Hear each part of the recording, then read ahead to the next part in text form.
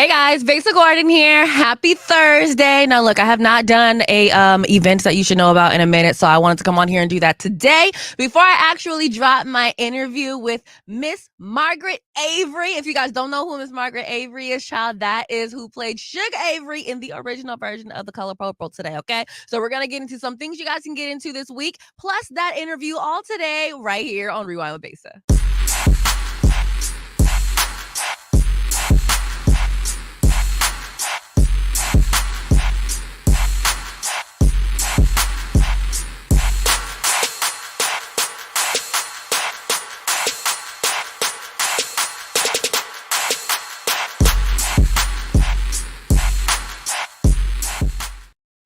First and foremost, I have no clue why I still have my AirPod in. Second of all, once again, welcome back. It's time for another episode of Rewind with Besa. So for today, I want to start out with doing some events because I know a lot of times you guys are like, oh, I wish I knew about this sooner. So I'm going to let you guys know about stuff happening today all the way down to the 26th of October because I don't want to hear it. So with that being said, in terms of different events happening in Seattle that you should know about, for starters today, there is a plethora of things, okay? There's a Thursday night social happening over at Voo Lounge. There is something real happening at Gold Bar with my good sis DJ Lady Coco. There's also a rooftop happy hour happening at Noir Lux Candles. And is this today too? No, this is tomorrow. Tomorrow, there's going to be a downtown Kent wine walk. Then on the 15th, there is a Shattering Stigma Through Knowledge. I want to say this is like a domestic violence event. You have a October 15th and 16th mischievous event. There's going to be a whole lot of local performers. And I want to say it's also a 2-day costume contest. Then on October 16th, you have the Black Trans Joy Party Seattle edition. And this is actually going to happen at the Southgate Roller Rink. Also happening this month, Chris Rock is coming to town. He's going to be here on the 18th through the 19th over at the Paramount. We also have Ace Hood coming to town. He will be at Nectar on October 26th. And lastly, on October 27th, there is going to be a costume game night mixer happening at Still Liquor. Hopefully, you guys are going to be able to make it to at least 2 or 3 of those events. I know there's so many more, but I just want to make sure I gave you guys a nice range of different things happening. Of course, in the next couple of days or even next week, I'll come back and let you guys know some more things that are happening around Seattle that you should know about. In the meantime, between time, we're going to go to a quick commercial break before we jump into today's interview. Get ready, everyone. October 24th and 25th, Conversion Media is heading right back to the Paramount Theater. Join me, Besa Gordon, Eric Calligraphy, Trey Holiday, and the entire Conversion Media family as we once again broadcast live with conversations on art, culture, mental health, community issues, and more. Trust me, you won't want to miss a single moment. Head over to whereweconverge.com for more information, and we will see you October 24th and 25th, streaming live across all Converge Media platforms. Hey there, it's Trey Holiday. And of course, Besa and I had to take a trip back to Market Street Shoes to grab some items. They always know what to show us. And let me tell you, we both spent quality time to be sure we collected some amazing additions to our wardrobes. They have some of the most unique bags, shoes, and accessories. I mean, the whole shebang. It's always a good time when I get to shop with my girl Besa. Make sure you go check out Market Street Shoes, y'all, and you too can walk out with some dope gear.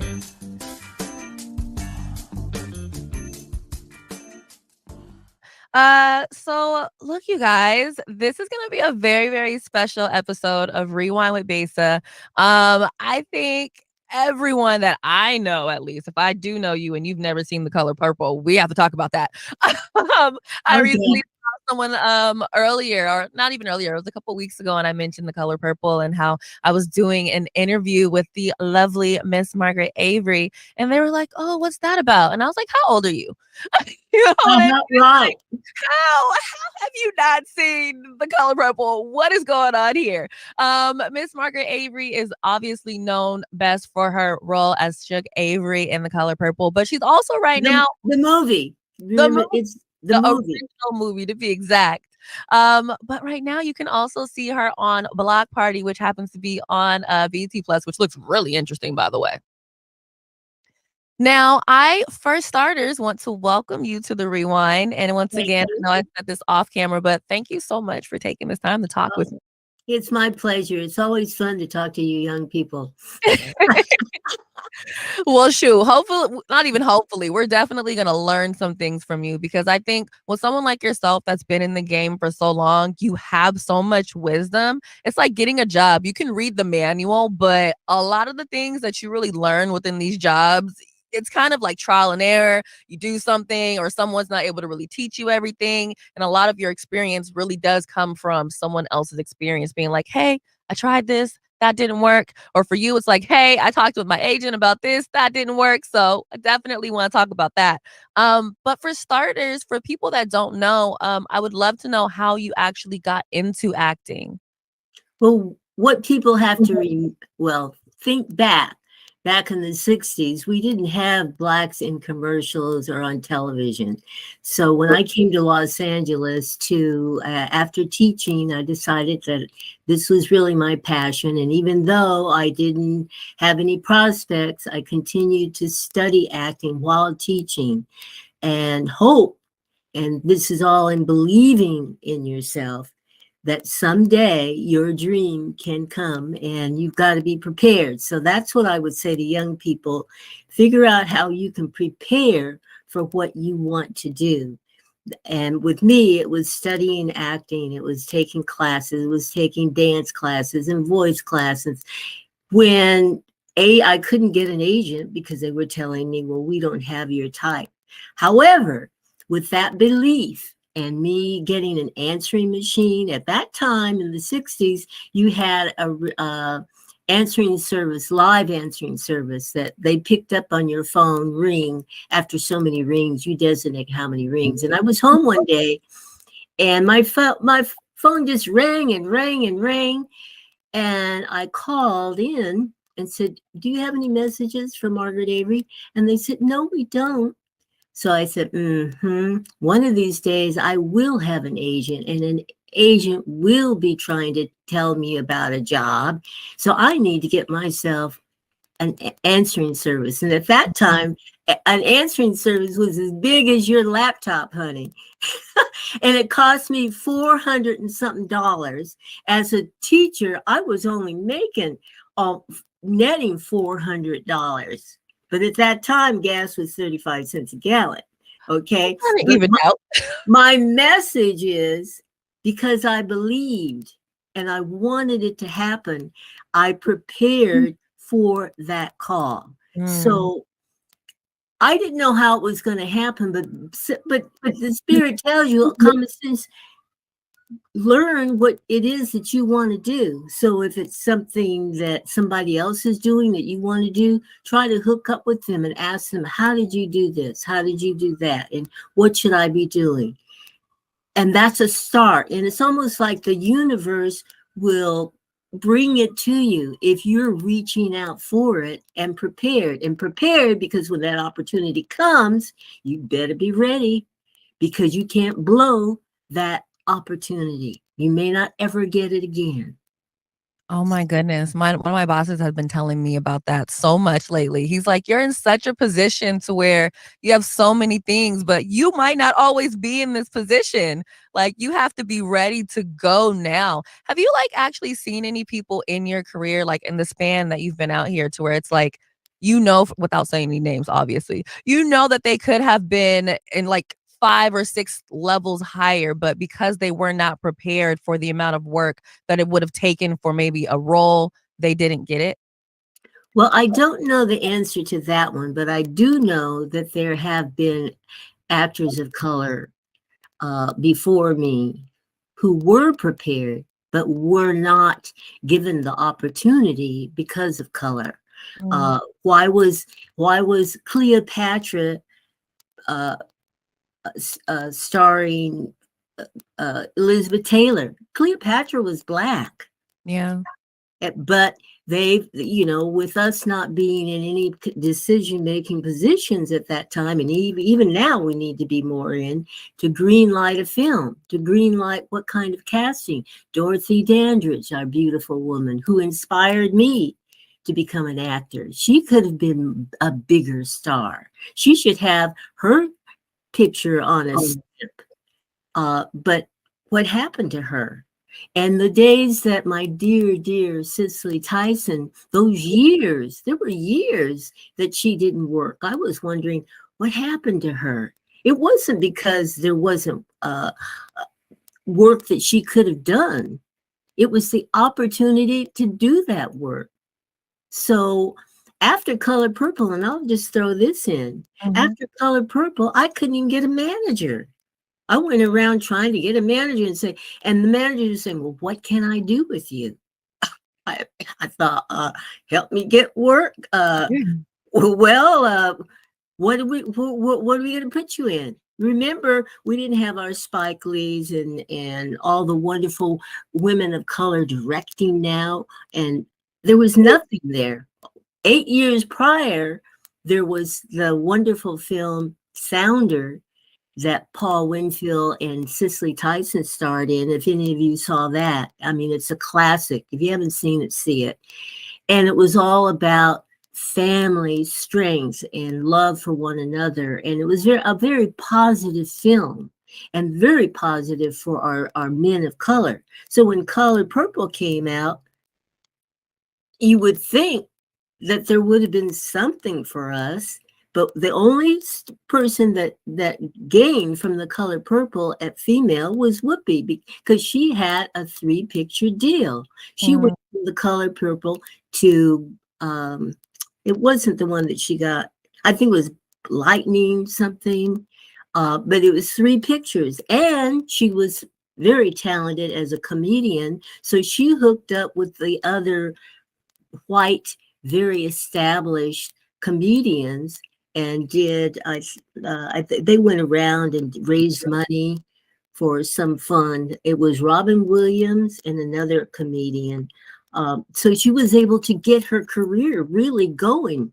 And then Oprah, she was already a star in Chicago with her show that beat out other people, and it became syndicated during the time that Color Purple was being released. So everybody was thinking, oh, isn't it wonderful that Oprah got her show because of the Color Purple? No, she was a big star in Chicago for years with her own show.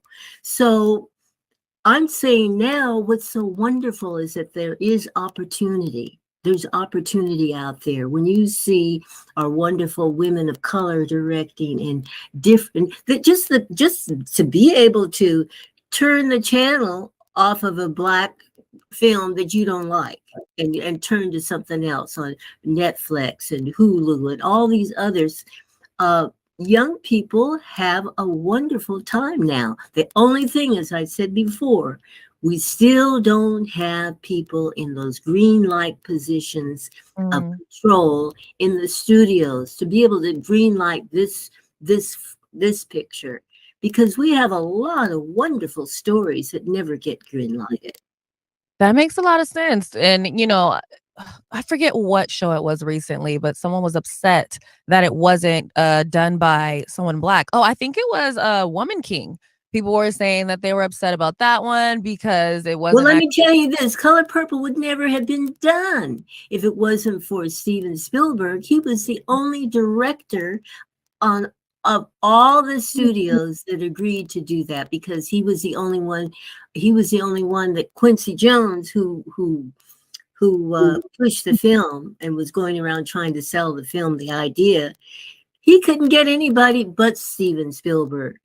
There were no Blacks that had that kind of power that the studios would allow or to trust to do a film. So before they start complaining about the white person doing it, what you need to do is start trying to push, how can we get Blacks in those positions that greenlight that film? So that way it can actually come out once it's written. Absolutely. So that's another thing that I don't like about social media, because too many people have their own comments based on ignorance. And things that they've never experienced. Never experienced. They just feel like they can get in on the conversation. And it's just really painful to hear all the ignorance. Now, I'm curious, obviously you do a great job of doing your own makeup, but I've heard some stories about glam teams from back in the 60s and the 70s when it came to Black women getting their hair and makeup done. How does it feel now when you go get your hair done and your makeup done and you're on set? When I step into that makeup trailer and see my peoples, Lord have mercy. I just always smile. Hallelujah. Because back in the day when they did let us be in film, and that's beside, and that's I'm talking about after the blaxploitation films that the young people don't know about probably. But once we started doing television, allowed to do television, I'd get in the makeup trailer, and if I didn't have my own makeup, tough titty. Because those women, here's how it works in California. I don't know how it is in other states, but in California, Black cosmetologists, they go to take the state exam, and they have to be able to do Caucasians. Mhm. Whereas Caucasians, when they take the exam, they don't have to do Blacks. So they don't know anything about our hair at that time. Wow. And so you had to do your own hair. I had to do my own makeup if I didn't want to look ashy. Because if you look at the older films, the studios used Ben Nye and Tuttle made the makeup, and they didn't make our color. Yeah. And those white makeup artists and hairdressers, they didn't even feel like they needed to learn. They knew we were coming on set, but Is it hair? would they like do the research? No, we're on our own. And I recently, within the last 2 years, worked a show that gave me that attitude. I walked on, it was a TV show. I won't say which one it was. I walked in the trailer, and they just looked at me like, really? And I said to them, feeling this injustice, I said, don't worry, ladies. I brought my own. I can do it. I don't think they felt insulted, but I understand now that very big TV show, now the Black producer on it has changed that. She has Black people working. And I said, hallelujah. That's what we have to do in this business. Bring our own. Bring somebody with you. When you make it, you bring somebody with you and teach them so that we can continue to work in this door that's open for us now. Because it'll close if we let it. They only let one person in. Like I said, after Color Purple, remember how they used to have, if you were a big star, you could have your name as you did a commercial. If you the commercial was showing, they would print your name out there. Mm-hmm. Honey, my commercial agent laughed at me when I said that. Can I have my name on the commercial? He just laughed. Now that was back in 86, 87. So there's a, oh yeah, like, nigga, please. That was his laugh. It's so crazy. And you know what's interesting to me now? It's like back then, I feel like people were more upfront with their racism and their elitistness, if you will. But nowadays, it's almost like, oh, well, I can't really tell you what I really think. You know what I mean? Well, I don't know. Because for me, I feel like since the former president was in office, all this racism and how they feel is just right out in the open. They're not even shameful with it. They're just blatant. So your experience has been different than mine. Yeah. So I'd like to hear your experience. You know what's funny? I live in Seattle. So, with Seattle, one thing that people say, and I've always lived in Seattle, so I don't really know much different, but sometimes I can feel the undertones. And a lot of my friends that come from down south or they live down south, they're like, I like it down south better because I know what I'm working with. Here in Uh-huh. Seattle, they'll sometimes smile in your face, they'll act like they like you, when really, they're really only dealing with you because they sometimes need that Black person in the building, Uh-huh. or they're dealing with you because they can't get rid of you and there's someone else that's saying, "This person needs to stay here." So it's sometimes a lot of, like, tongue in cheek out here in Seattle to where they don't necessarily really tell you where they truly stand with you. You kinda Mhm. have to, like, read in between the lines and kinda just feel it out, or just automatically know, like, "Okay, I'm Black. I might have a little bit of a bigger personality than everyone." And it gets to a point to where you have to stop kinda dumbing yourself down and just be like, "This is what it's going to be." And it took me a minute to get to that point to where I was like, "I'm gonna stop acting like I am just a shell of myself, and you guys are just gonna have to take me for what I am." But in those moments, you sometimes kinda can feel that Yeah. tension of like And as our former first lady said, when they go low, you go high. And I remember someone told me once, I was working with the school district here, and there was one of the supervisors that was really, really mean to me. And to the point that I went to my car and actually cried. I mean, I couldn't figure out why was she so mean. And so one of my coworkers, who was also a supervisor or became a supervisor, she says, continue to be yourself and be nice, be cordial, but you know where she's coming from and use that as your strength. Knowing, because knowing is power. yeah, Knowledge is always power, and you can use it in a way that benefits you for your highest good. You don't want to get all, like you said, the angry woman, because you'll never win that way. Go along with it without losing your dignity. I'm not mhm, saying don't be kissing no behind to get along with anybody, but just be be what God would want you to be. Uh Without taking too many slaps, because I don't believe in turning the other cheek. yeah, no, at some point, you have to put your foot down and be like, "So what you are gonna do is respect me, though. Like, we're not gonna sit Absolutely. here and think that I'm someone's doormat. Like, we are Right, right, here to have right. a I mean, respectful that you can't conversation." even do that with a man. I mean, hey, don't be no doormat. Okay. Um, question, all with everything that's going on these days, how do you keep your peace? How do I keep my what? Your peace. Like, how do you, like, find that happy place for yourself? Oh my goodness. Now that is a challenge, because years ago, back in the 70s, transcendental meditation was very popular, and I learned how to do that. And what you did was you meditated 20 minutes in the morning before starting your day, and 20 minutes in the evening before going to bed. And I got out of that. I think that meditation is very important. Um, and I'm challenged now. I'm not going to be no hypocrite, because I find myself even now as a caregiver not taking care of myself.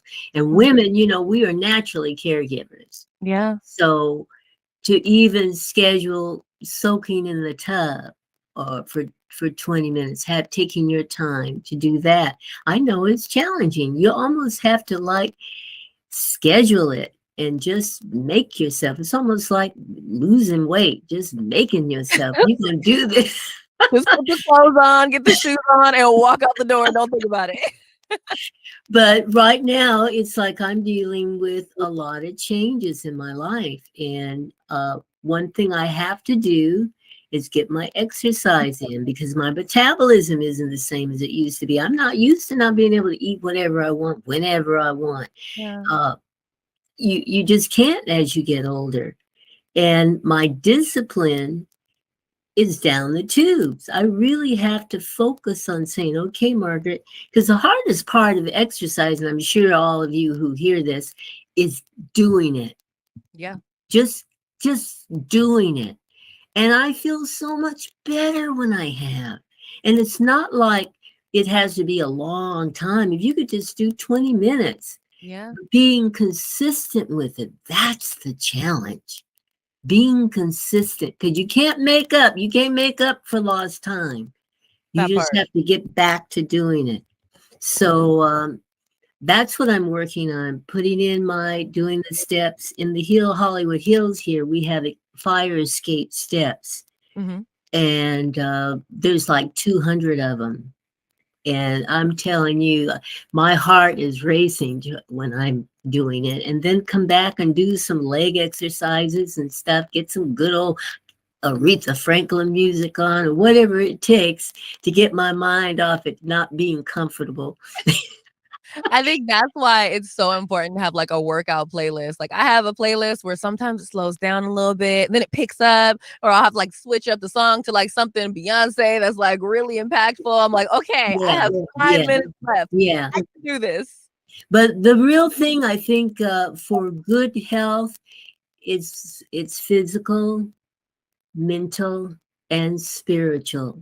For me, it's important for me to get my prayers in, because I know good and well God has carried me through some stuff. I believe in that footsteps in the sand. Yeah. And there are times when I've gotten through stuff that I don't think I could have done it without my belief that God was going to help see me through. Yeah. I think there's a lot of things that all of us could say for that, especially even like car accidents that I've been in. I was like, I should not have gotten out of that. Hallelujah. I mean, even for Color Purple, once I found out that I was cast, I was just, because I believed I would be cast. When I read Alice Walker's book, I just gravitated toward the role of Shug. I just knew that role was for me. And I never even thought that I wouldn't get it. But honey, do you know that when I was cast and then found out all the big stars that had auditioned for that role, I started doubting myself. I thought, oh my God, you mean she didn't get it? Oh my God. Oh, and she did. Oh, they must have made a mistake for me.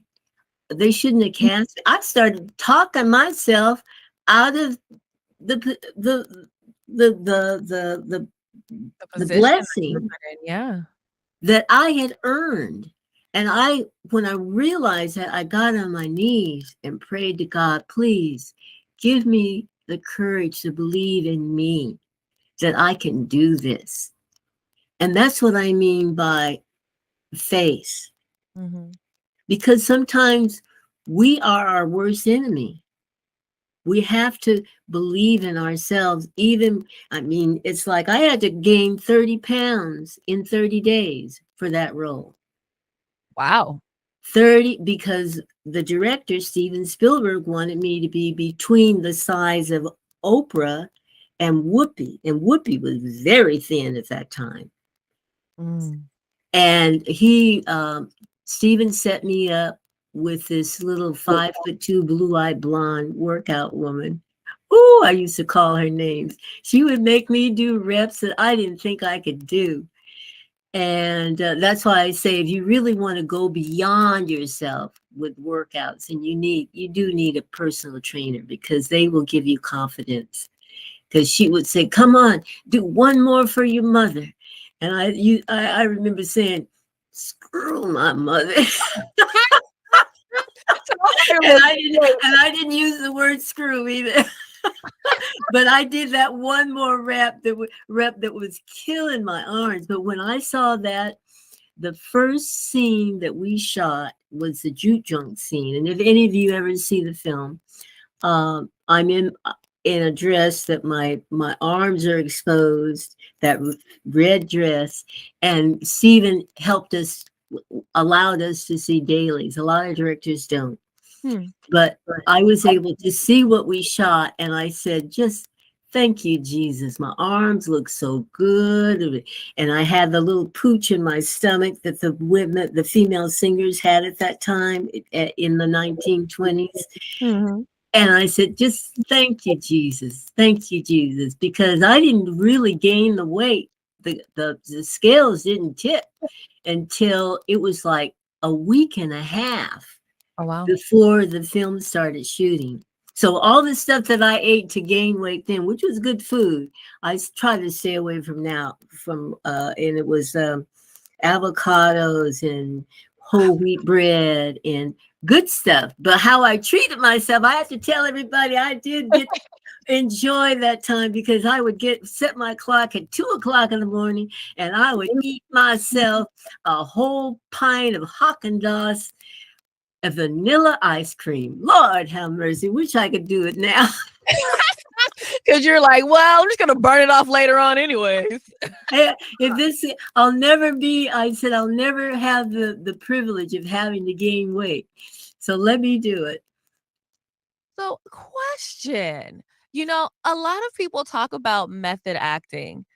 How do you not lose yourself in these roles? Well, I don't know that I can not lose myself, because acting is being the character. And I'll tell you why that is important to me. I started out on stage, and on stage, now nobody's there to say cut when you make a mistake, or nobody's there to cover you when an actor on the stage jumps to the third act in lines and you're really in the second act.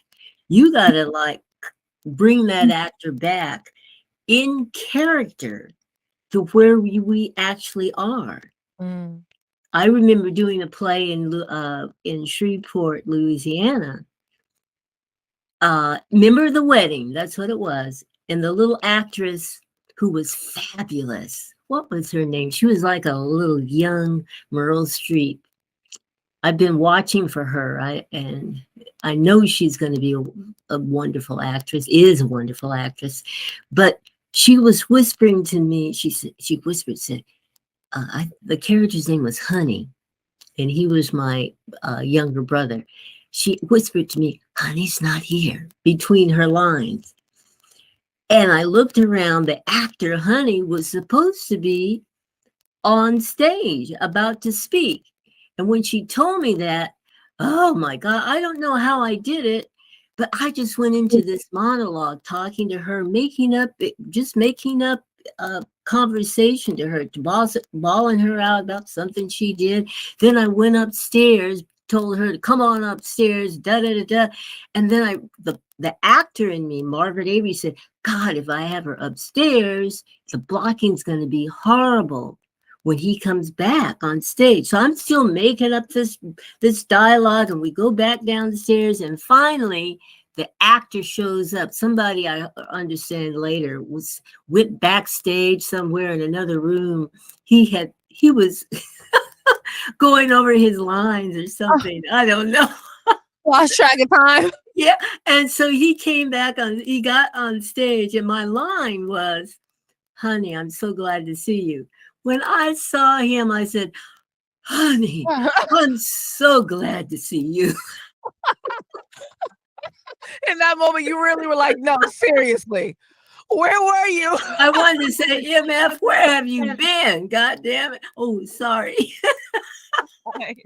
But the point is that I'm trying to make is that when you learn that character and learn the procedure in how to believe that character is you, when something happens on stage, you somehow the dialogue comes out of you as that character.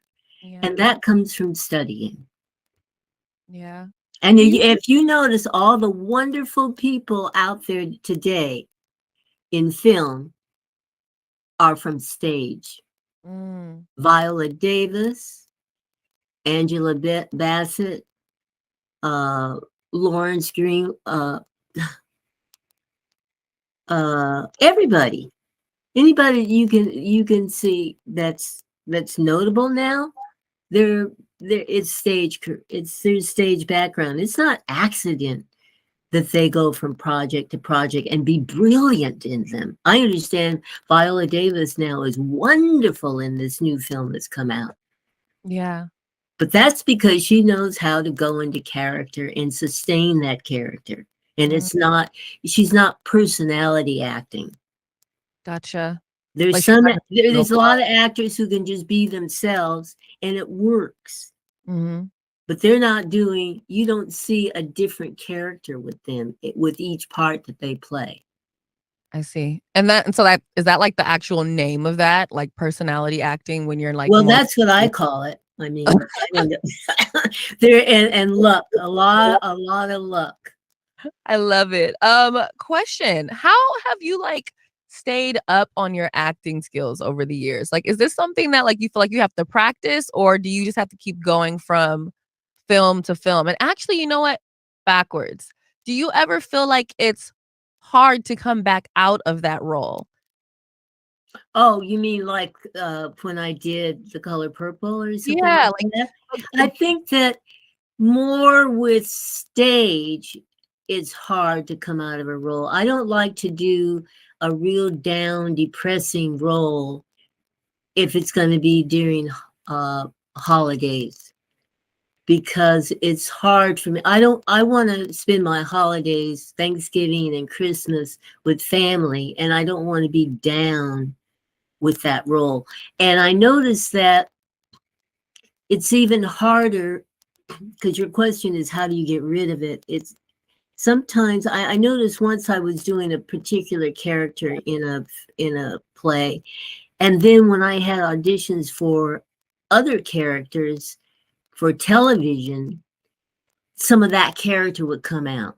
oh So, wow. so it's like you have to be able as an actor to be able to have different exercises in between roles so that that one role doesn't affect other roles. And when you're developing that new role, if you have time to do that, which sometimes with television, particularly episodic television, you don't have time. They're not giving you much time to prepare anymore.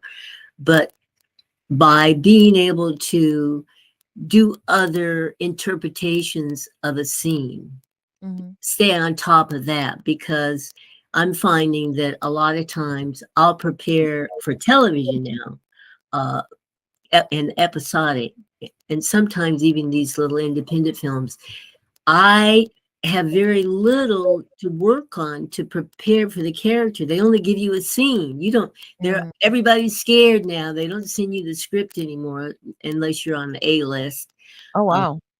they don't send you the script because they're afraid somebody's going to steal their script. So you just have the scene, and it's difficult for me because the way I learn to act is you can develop a character by, when you read that script, what other people are saying about your character, Mhm. and you you can build by reading different scenes, but what would my feeling be as that character about that scene, a lot of stuff. And so the more, right now, the way casting is done for television, the more ways that you can uh, read a scene, interpret how you deliver a scene, I think is a real advantage, because I've found a couple of times I've gotten locked in to how I felt the scene should be. And then when they gave me a redirection, it was difficult. And a part of the difficulty is that the people who tell you the description for the character, they're not the writers of that character. Mhm. There's some kind of a people that they hire to just write a description, and sometimes they're wrong. So to have to be able to readjust on spot has been a difficulty for me. Plus, you're working now with directors who don't really know about the acting process.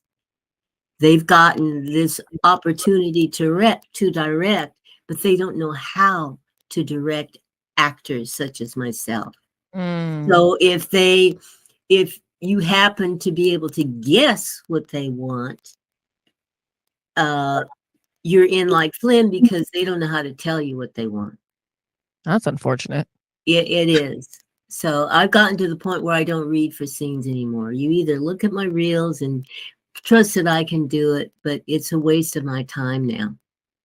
Yeah, I mean, and it makes sense, like you said, it's one thing for you to give me, like, this one little piece of paper, but it's like, I don't know how these other characters perceive me. I don't know, like, how close I really am to this Mm-mm. character, so it definitely makes it a little harder to create that bond with whatever character that you're trying Yeah. to play. But that's why I say that if you can get a scene and then practice just doing it different ways, even though different interpretations may not make sense to you, but you never know what that director wants because he's not going to be able to. The director may say, "Well, uh, be more mad." Well, why are you mad? I mean, What happened? I didn't read the script, so and you haven't told me the script. And when I got to my agent and asked them different questions to ask the casting director, they never got back to me with those answers. Like, what time of year is it? Where are you in the South?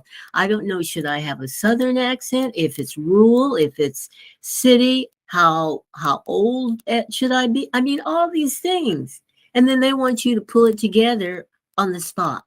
Why can't you give me the respect to answer my questions before you want me to read? Do you think I don't prepare? Which reminds me, young people. I don't think the actors now have to deal with this, but there was so much prejudice back in the 80s. After The Color Purple, people wouldn't cast me, white directors, white casting people wouldn't direct me because they said, well, we love Margaret in The Color Purple, but we need someone who can speak really good grammar. I didn't prepare for the role. Meryl Streep, she does all kinds of dialects and whatever, but a black actress can't do that for a role.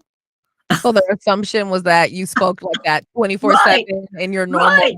life, that wasn't actually a role that you prepared for in a script And that's written. something that the young people don't have to deal with today. I don't think so. There another role that I missed out on was because the white casting or the white director didn't believe that my character could be an attorney. In the South, they wouldn't believe that. What? So, I mean, at that time, the white directors in that system perpetuated the prejudice. And You I know, don't think much of that is being done today, hopefully, in the way that I experienced it. which definitely I think plays a role in what little boys and little girls feel like they can and can't be when they get older. It's like if all that these kids are seeing are roles of people just doing one, maybe three different roles all the time on TV and different movies, and sometimes they're even winning awards for that. It's like, oh, that's the only option that I have. Right, right.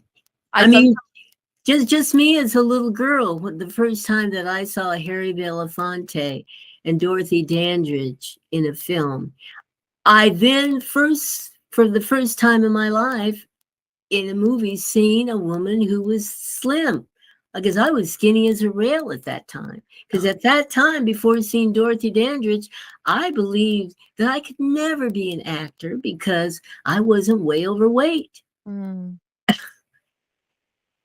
So, I mean, images are important, which means also brings me back to The Color Purple, why it was, not accepted by black men and we can get into that another time if you like. But images are very important to yeah. people, particularly people who have not been around people of color, and they're learning from what they see in film. I mean, even me, after seeing The Godfather and all these different films about the mafia, it had me believing that a lot of Italians are mafia and pickle faced.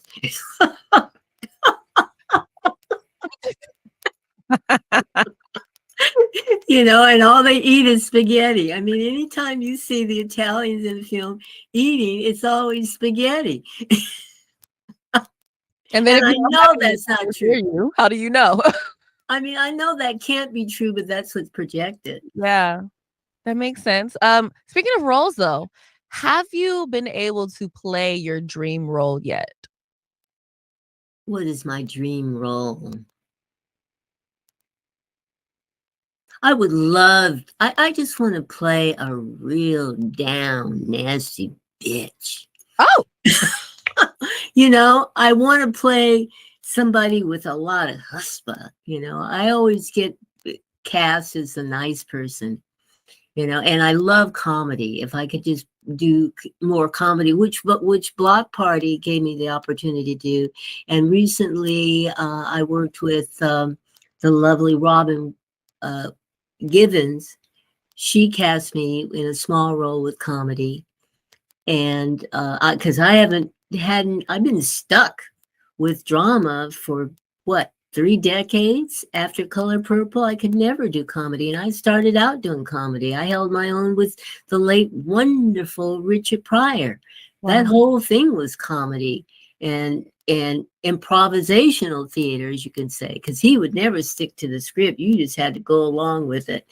And so that's why I say, young people, be prepared in every way that you can, because at the time that I co-starred with Richard Pryor, I was coming off television. The opportunities that they had given me then, and you with television back in the 70s. I mean, you knew your role. You got the script ahead of time. The director only told you where he wanted you to be. By that time you walk over there, say the line such and such. That's the direction we got. So I had it like right in my head, exactly what I would say. Da, da, da, da. But with Richard, and I've said it before, the very first day working with him, we're set up for the shot. And he says, wait a minute, Michael. Michael Schultz was the director. He runs over to Michael at the camera and he says, and I'm going to do this and then da, da, da, and then I'll do this. And Michael is just chuckling and nodding his head, yeah, yeah. And Richard walks by me and we're getting ready to shoot. And I said, well, Richard, then what do I do? He looked at me, I don't know. I thought I would pee on myself. I said, oh my God. And then once again, faith in God. Lord, please don't let me blow this. Okay. Let me go back to improvisation. What did I learn in improv? Go with the moment. Whatever he says, you never deny it. You go with it and make your own dialogue that fits that dialogue. Don't let me be nervous, dear God. Let me just go. And I did. And see, that also comes with you being prepared and also doing improv classes. I think a lot of people absolutely. they don't want to like take classes, get lessons, like they don't want to do like the background work to actually perfect their craft of acting. Yeah, well, and I've had acting teachers tell me that they get so tired of teaching with kids who come in and they say, teach me how to get a series. Even my masseuse had said he didn't even want to teach anymore. People were saying, his students were saying, teach me how to I want to make the big dollar in Beverly Hills. How do I massage them? I mean, we cannot, there's no excuse for not having knowledge. You have to put in the time. You can't try to get a free ride. And who wants somebody operating on them who just doesn't have any experience and just learned from cheating on exams or they got into school not really qualified, but their father donated a lot of money. I mean, who wants that? And I think to myself, with my old age, I'm thinking, damn, who's going to be caring for me in these rest homes or whatever they're called for people who don't want to do a good job? Yeah. Who don't care. They just want the money. Yeah. It's scary. Very problematic to think of someone that doesn't really like, oh yeah, my dad got me through dentistry. And it's like, so wait, you don't really want to be here and you have to do my root canal? I don't know. Let's just go to a whole different dentist. That's not what we're doing today. Well, ask me something that I can be. I know what I want to talk about. I want to talk about young people really being aware of what's happening politically in their community. Even though it sounds like your vote doesn't count or that it won't get counted, vote anyway. We have to. We have to, young people. Don't get turned off. That's what the opposition wants from us, to get turned off. And I always show people this scar on my arm from a German Shepherd that just bit the hell out of me in my young teens when we were trying to get our rights of just eating in a restaurant. You know, why do we have to go to the back door? And the funny thing was when we were protesting and when they sucked the dogs on us, they let the African who spoke French, they let him in to eat at the counter. What? But because he spoke French, he was okay. But we black, he was blacker than us. He was almost blurple, I call it.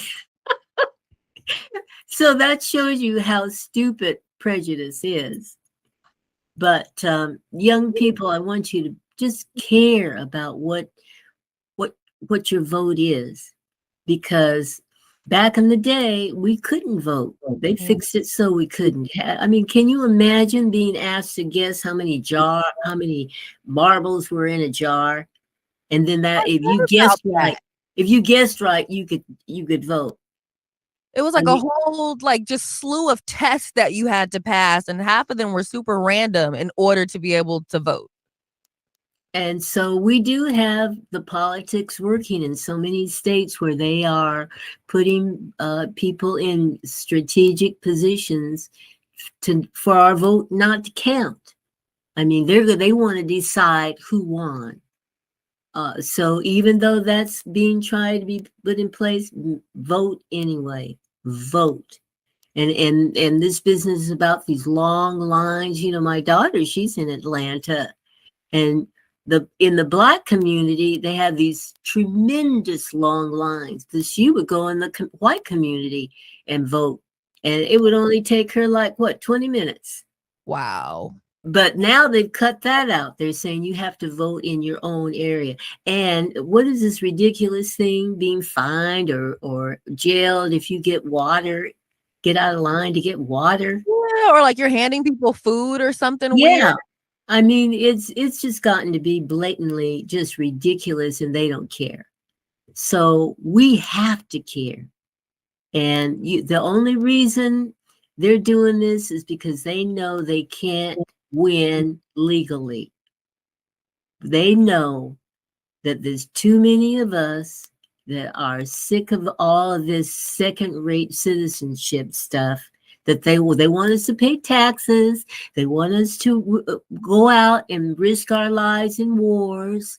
They want all this stuff, but then we can't come back home and be second-class citizens. That's just not right. And it's scary now because this is happening all over the world. Mm-hmm. Fascism is really happening a lot. It's not just in our country. We don't have just QAnon here. I think it was England. Who was it that just elected a fascist president? Crazy. If we get Trump people in, honey, we're going to be hanging from trees again and nobody caring. Yeah. And, I always tell people when it comes to voting, they have to vote in more than just the presidential election. Oh, Lord I look at my local election, I'll be like, wait, you're trying to... You know what I mean? And then people right. about things that are changing or not happening within their cities and within their states. And it's like, you literally only voted for president. You didn't vote for Senate. You didn't even vote for, your area representative. And that's why things are just so messed up around you, because nobody is even taking that time to vote on local elections. Because the chief needs Indians working with him. The Indians are in those elections that you're talking about. Who's going to support the president, the Senate, and who's going to Congress? Yeah. Who's your Secretary of State? It's not going to like say that we're deciding who won the election. We ain't counting. It doesn't matter that the most votes won. We're deciding. And that's what young people have to understand. When I was in Atlanta, and I'll name the hotel, this was about 4 or 5 years ago. I was there for a fundraiser. Well, maybe I better not. I might get sued. But you never know these days. People are real sue happy. Yeah. But I was at a very prominent hotel that in Atlanta, downtown, that holds conferences and all of that, hundreds of people. And I couldn't get CNN. I could not get CNN. It was only Fox News. And CNN is based there in Atlanta. Huh. Now, and then when I take Uber, even now, all you hear is the extreme right on the radio. So if you are in an area where you cannot get different perspectives of what's going on, or a different perspective of the interpretation of news, and you hear the same thing over and over and over again, getting brainwashed, you start to believe what you hear. Mm-hmm. So you got to know who owns that station and where do they stand, because even if the people who are projecting all these things, it doesn't mean that that's their belief, but that's what they have to go along with, because that's what their boss says. And that's what a lot of people don't realize about media sometimes, when people are like, oh, why is this channel like this? Or why are they only talking about that? And it's like, sometimes it's not the news anchor or the radio host. It's like, sometimes you're really being told to be neutral. Other times, it's like you're being told that you have to be far left or far right, and like, even with me, it's like there was a point where I was told, do not go left, do not go right, just state the facts and stay right down the middle. So that way we're not offending anybody. And it's like, with me, I typically would be like, oh, well, this is my thought about this. But my bosses were like, we're not doing that. This is Seattle. Like, people are real sensitive around here. We need to stay right down the middle.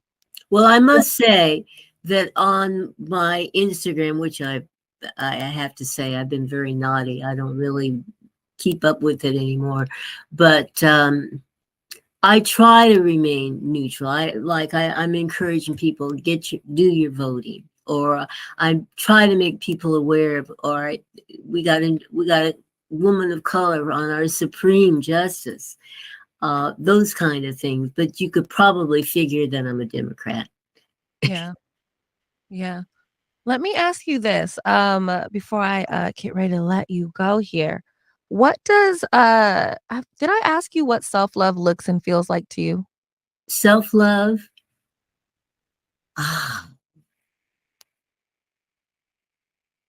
What does it look like? I think when you're willing, to be a little selfish and take time out for yourself. And for me, it's hard to do. But it's okay to be a little selfish, because whatever you're doing for somebody else and not doing for yourself, when you're gone, you can't do it then. That part. Right? So take care of yourself. It's like when you're on an airplane, they always say, put your oxygen mask on first before you try to help someone else. So it's okay to take care of yourself first. And sometimes we have to just learn to do that. And by taking care of yourself might be the best help that you can give to another. And my grandma used to always say, you can't pour from an empty cup. Oh, I love that. Yeah, you got to take time to rejuvenate yourself, be it spiritually, physically, mentally, whatever, because we're in a society and in families, we give so much. And even in the universe, there's so much negativity that we're taking in without us even knowing. Yeah. And you've got to have time to take in the positive. I mean, I'm in Los Angeles, and the way I know this is a dirty city is that I have to wash my windows on every week.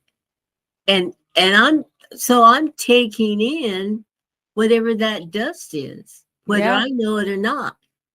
And when I go away for weeks at a time and shut up everything, dust is still in the house. Thank God that I cover the furniture, I cover my piano, so we don't see all this that we're taking in. Yeah. So we have to take the time to love ourselves and be totally healthy. Because when I'm totally healthy, I don't crave bad food. It's not necessary for me to cuss somebody out when they're yelling at me when I'm driving. I'm not drawn into road rage. It's a peace. It's an inner peace that's really lovely. Yeah. I always love it when someone has a road rage moment. Like, I live downtown Seattle, so I don't drive. I just take Ubers everywhere, and every once in a while, I'll hear like a car honking behind us, and then they'll like just zoom by, and I'm like, "Well, someone's in a rush," and Yeah. then they get stuck at the red light. Right. Where are you Right. going? Now you look crazy. You got all upset. You got yourself all riled up, and you still had to sit at this red light with me. And what did they do? Cut in front of you and put their brakes on to stop, Mhm. It's like you want endangering you. our cars. Mm-hmm. For no Yeah. reason. Last question. What is one misconception of Miss Margaret? What is a misconception? Yes. Maybe that I don't curse like a truck driver or a I learned it from my mother. And it just seems like sometimes you just have to say a good old down home curse word to get the point across. You have to just cuss somebody out. Yeah, it's probably because they have you playing all these little nice roles. Right. You guys thought that was really me. You No, know, that was a script. I was supposed to say that. maybe that's what they don't know about me. I'm pretty sure because I've never cursed anybody out on set.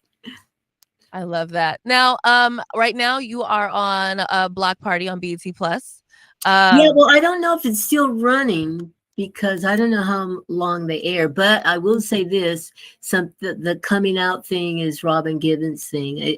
The working title is Nana Project, and I don't know if I think it's going to be a Netflix project, and then I have something that I'm going to be shooting in January, which I can't talk about right now, but I am cast. And then there's something that I'm trying to move into producing with Block Party. I was one of the executive producers, and with this other project that we're trying to get off, raise money for, I'm one of the producers. So, old women, they want to push us out to pasture, honey, and I refuse. I'm gonna be creative doing something. As you should. Like, you still have So, so much youth left in you. Like, why would you just sit around? yeah, well, but that's been the trend for Hollywood. I mean, even regardless of ethnicity, women after the age of 50, if we last that long, we're supposed to be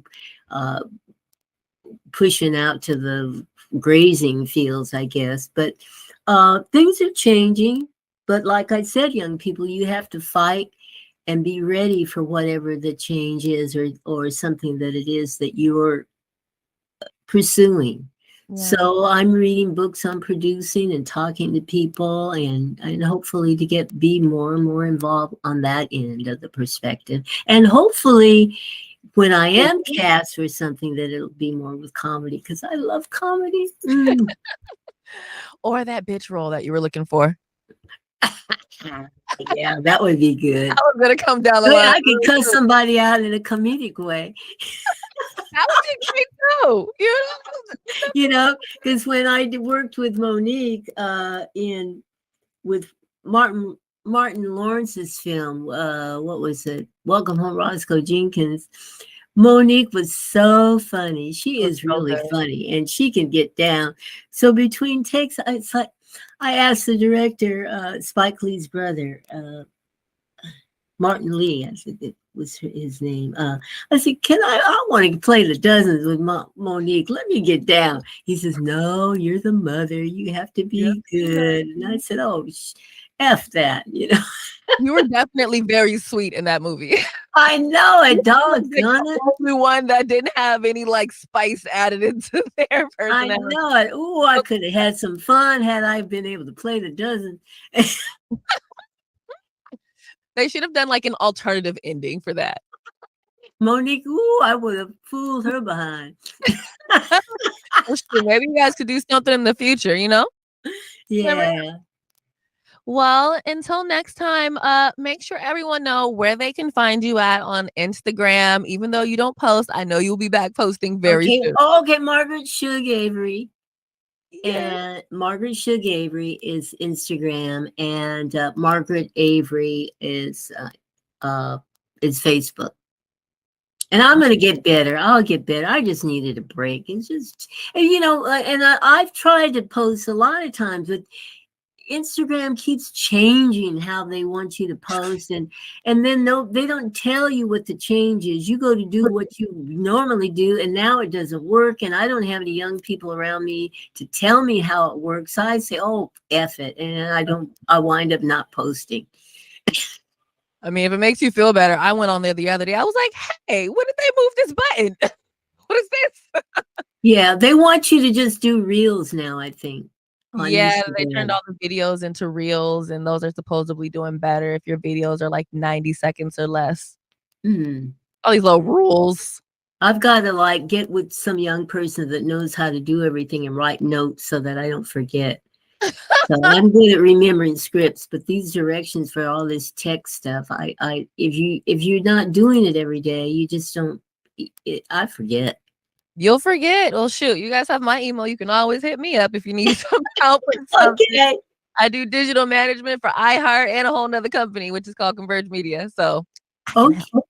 Well, then text me. Let me know. I'll hit up on you. Okay, okay. Let Well, my shoot. people know.